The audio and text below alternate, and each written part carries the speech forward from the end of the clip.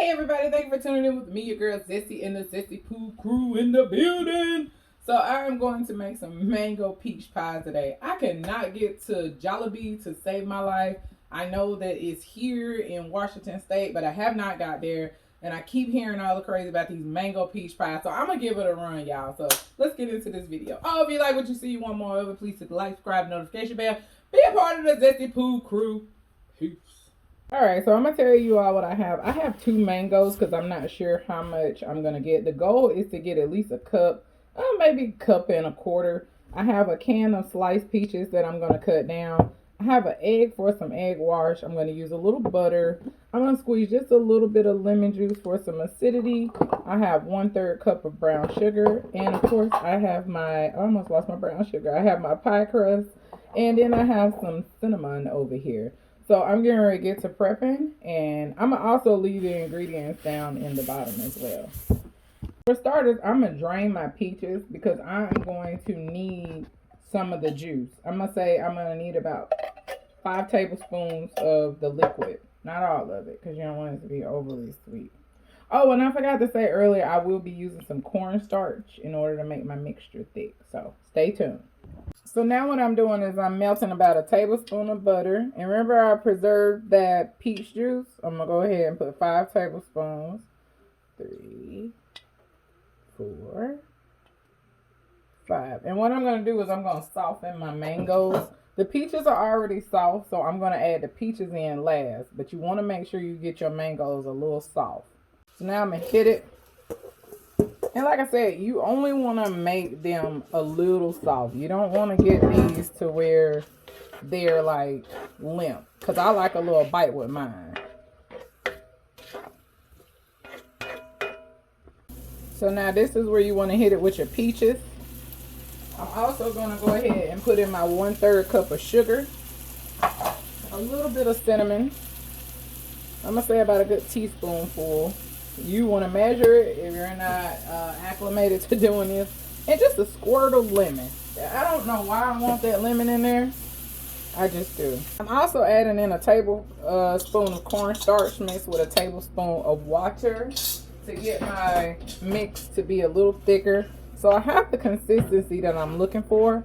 As soon as this thickens, I'm going to cut it off so that way it can cool. So what I'm doing is just getting my surface ready for whenever I put my dough down. And I'm just putting a tad bit of flour out, and I'm going to roll my pie crust out. I'm also going to put a little bit of flour on my rolling pin. I'm just going to roll it out just a little bit because it's already pretty done for you. I'm just trying to make space. And I have these little handy dandy pie makers. So I totally anticipate on making my circle based on it. So that way it can fit. I'm gonna see if that works. Basically the objective with this little guy is you just press on it and then I'll fill my little pie thingy and then I'll close it. So this is going to be the size that I'm going to make. And you can do it however you want. This is just how I want to do it, this size. So as you can see, I have my pies crust ready. I have them all circled out. And what I'm going to use is a tablespoon. Because you don't want to overstuff it and then your pies explode. Uh-oh, I think I did that wrong. Let's see. Y'all ready? Let's go. No! It didn't work. It didn't work. Okay. Start over. I gotta put less than a tablespoon. Okay. With this little guy, what you want to do is you want to just take it with the fork and you just want to do it like such. Now, don't do what I did. Be very gentle with your pies. So that's the first one. Isn't she cute? I think this one is going to explode. With this little guy, what you want to do is you want to just take it with the fork and you just want to do it like such. Now, don't do what I did. Be very gentle with your pies.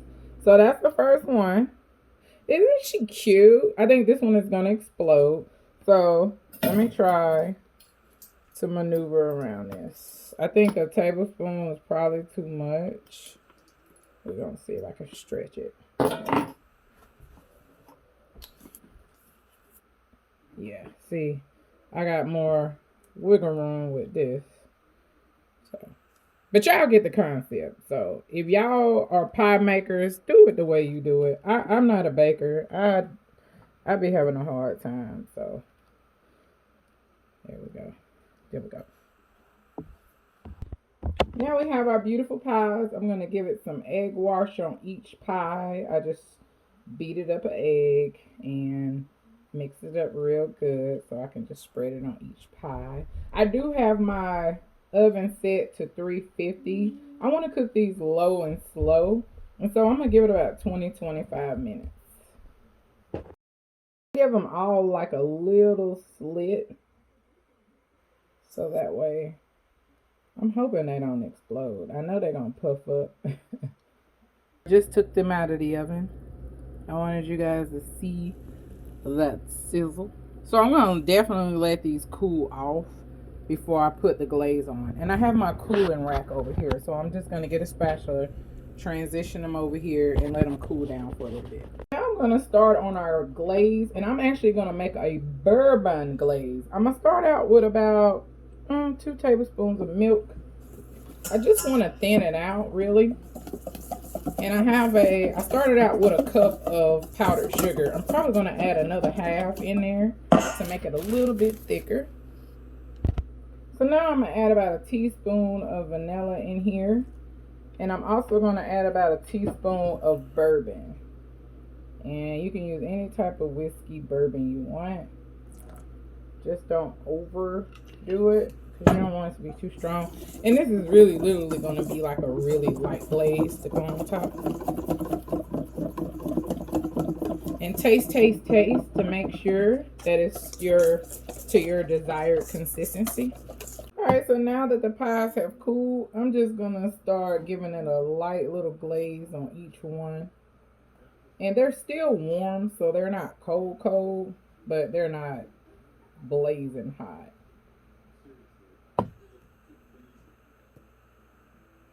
So I wanted to give you guys a close-up of how they look after they have been glazed. Ooh, yes. Looks scrumptious. So I'm gonna give it a taste test. So here we go. This is what it looks like. I'm gonna give it a taste.